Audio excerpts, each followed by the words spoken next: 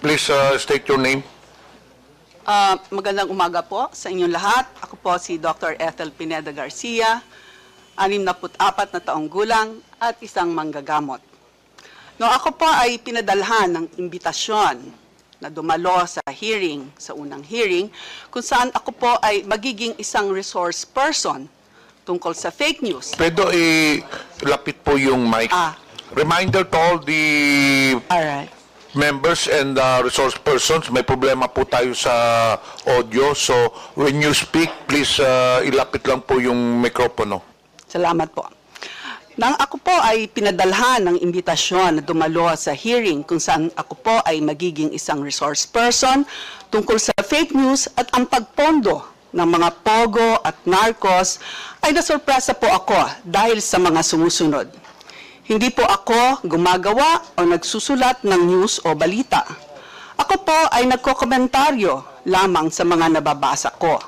Sa aking pagkakaunawa ay maroon tayong kalayaan na sabihin ang ating mga opinyon sa mga pangyayari at sa ating kapaligiran ayon sa saligang batas. Wala po akong kaalaman sa pogo at narcos. Ako po ay nag-aral ng mahabang panahon. Nalalaman niyo naman po kung gaano kahaba ang pag-aaral ng medisina at pagkuha ng espesyalisasyon. Sa akin pong panig ay 2 beses po ako nag-specialize.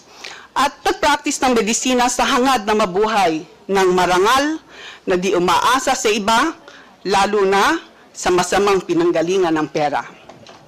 Sa aking pananaw, at ito ay sinabi ko sa unang sagot ko sa committee, ay hindi ako karapat-dapat na resource person dahil sa wala akong alam dito, at kung may issue tungkol sa kalusugan, tulad ng sinabi ko, ay handa akong tumulong sa gaano man na aking makakaya. At ito po naman ay ginampanan ko habang tayo ay nagkakaroon ng pandemya sa COVID. Kasama po akong dumulog sa Korte Suprema dahil nais ko pong malinawan kung ano nga ba ang dapat. Nananalig po ako na ang batas ay dapat sundin ng lahat. Ang aking pamumuhay ay simple lang. Wala po akong karanyaan. Ang buhay ko ay itinoon ko sa pag-aalaga ng aking pamilya bilang breadwinner sa mahabang panahon. May anak akong nangangailangan ng special na alaga at may ama akong 95 years old na umaasa sa akin. Kahit ako ay mag-isa na ngayon sa buhay, ay nagsisikap akong itaguyod sila sa abot ng aking makakaya sa malinis na paraan.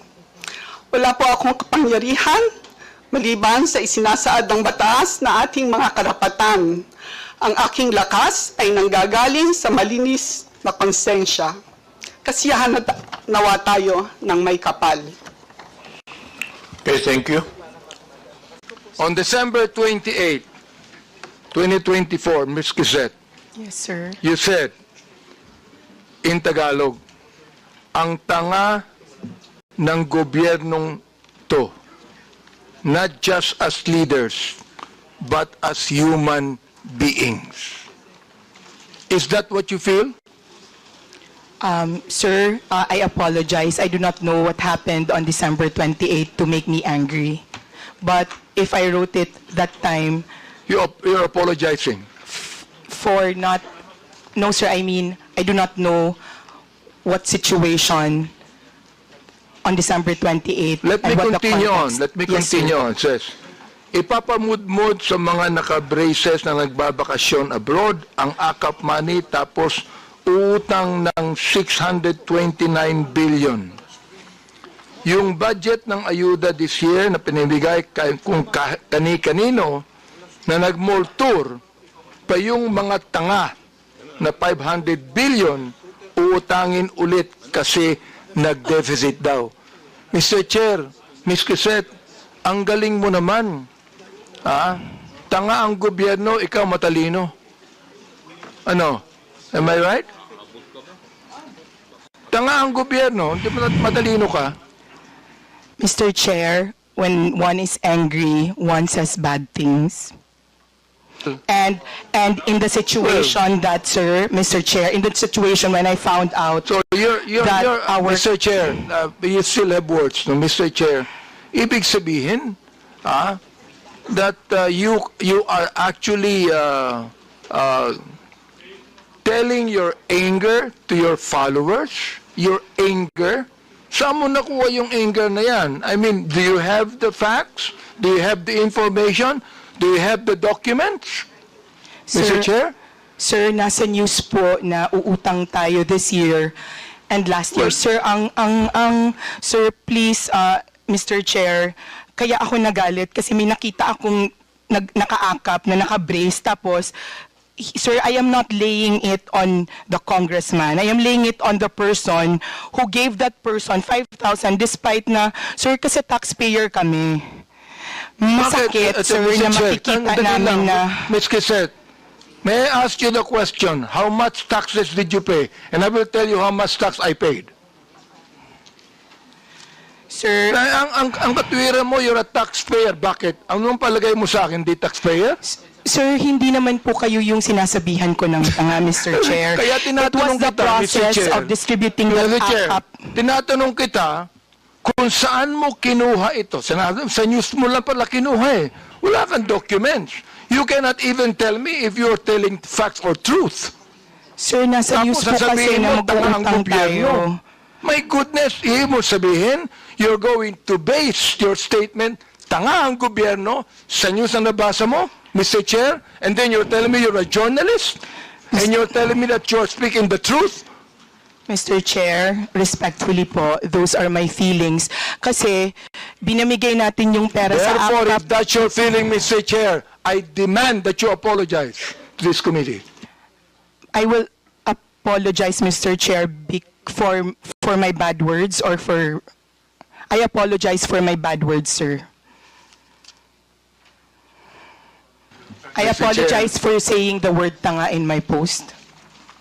Maraming salamat, Mr. Chair, for admitting that, no? Siguro naman, makikita mo naman ang gobyerno, sasabihin mo mga tanga kami, siguro, pinapalagay mo, alam mo sa akin, Mr. Chair, ang pinapalagay ni Ms. Quezet, yung audience niya, mga tanga eh.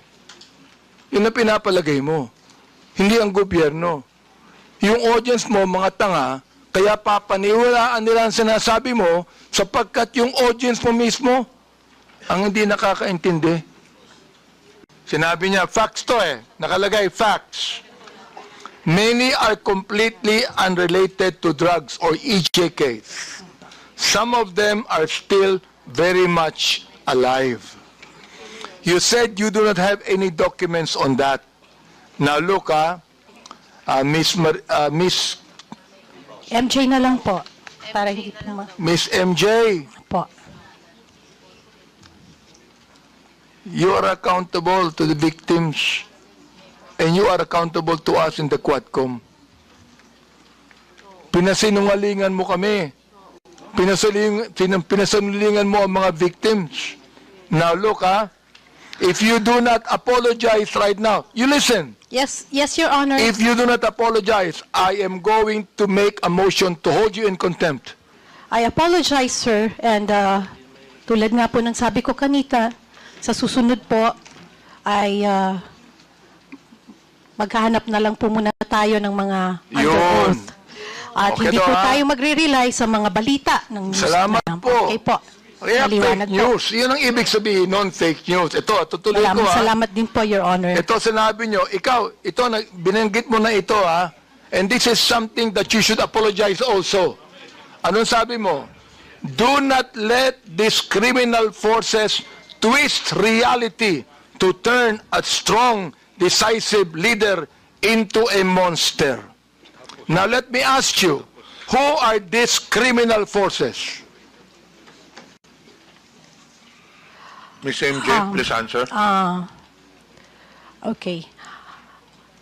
I have this, kasi tulad ng sabi ko, ito po ay mga reaction at opinion ko lamang. Well, therefore you apologize because this is okay not po, true. Sir. Okay, sir. I apologize. Okay, Mr. Chair, is the second time that Miss MJ has apologized. I hope that next time, kayong mga vloggers, wag kayong magbibigay ng opinion lang, impression ninyo. Ibigay nyo yung katotohanan, may dokumento kayo. Sapagkat meron kaming documents to show Naiinsulto ko, I am insulted with your statement. Being the chairman of the Committee on Human Rights and one that's investigating, I am actually insulted with your statement. Again, my apologies, sir, and noted po sa mga suggestions po ninyo. At gusto ko lang din pong sabihin na yung pong post has nothing to do with you. Hindi po, it has nothing to do with, pasensya na po. Well, Mr. Chair, maraming salamat, no? Yung binabagit mong nothing to do with me, pero yung tinawag mong criminal forces, kasama kami dun ikaw naman, mag-isip naman kayo. Ang hirap nito, Mr. Chair, itong mga vloggers na iba, ito ang mga tanga Tatanga-tanga ang gobyerno. Mag-isip kayo. Hindi lang sumusulat kayo kung anong gusto nyo isulat dyan. You're telling us, yung criminal forces, gusto kong sabihin ngayon, Mr. Chair, publicly, ikaw ang tanga. Okay, Your Honor, pero Mr. Chairman. Mr. Chairman. Representative Ponduano. Mr. Chairman, just a matter of protocol. May I move to strike out the statement of the Chairman Abante Second. addressed to MJ. Second, Miss MJ. Mr. Chair. Thank you, Mr. Chairman. Any objection? There being none, the uttered words is stricken off. Any further questions? I rest, Mr. Chair, and thank you so much. I'm not angry at you, Miss MJ. We're just ferreting the truth here. Ano? okay, Your Honor. Pero again, hindi ko po alam kung saan niyo po nakukuha yung idea niyo na kayo yung criminal forces. Hindi po. Anyway, again, Ikaw ang apologize. Mr. Chair. Okay po, sir. Ikaw ang My sumulat apologies. Yes. Okay. My Sinulat apologies, mo sir. yun Okay po, tanga po ako, sir.